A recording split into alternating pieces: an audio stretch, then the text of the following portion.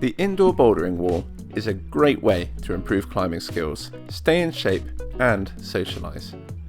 However, if we are not careful, frustration, boredom and disappointment can sometimes creep into the session. Here are some simple ways to keep each trip to the wall feeling fresh and fun. The right environment.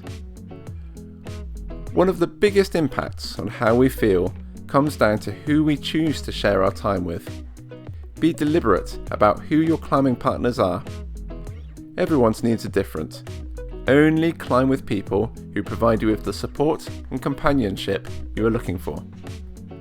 I've included some links to previous videos I've made about creating healthy climbing relationships below. If there is no other person that we are climbing with, then it is even more important that we are on our own side and offer ourselves just as much kindness and support as a really good friend. The other factor about our environment is our preference for the space around us. Personally, I like quiet, open spaces, and so, if I can, I choose walls that are spacious and times of day where there will be fewer people.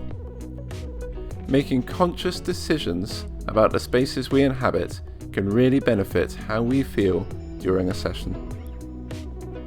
Intention setting. An intention can be thought of as the style or the energy that we bring with us to a session.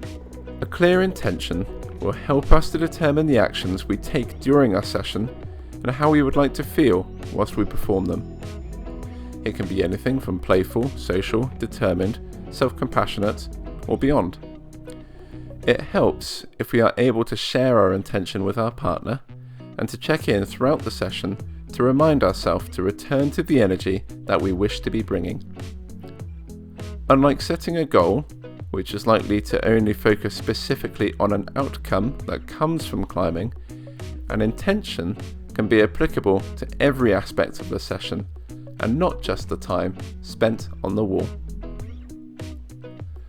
Playing with structure. One way to have a different session is to set a small number of tries for each problem. 4 seems to be a good number. This can not only shift how we prepare and the length of time we rest between attempts, but it can also begin to make a mindset shift from one of focusing on an outcome, such as how many problems we wish to complete, to focusing on the process.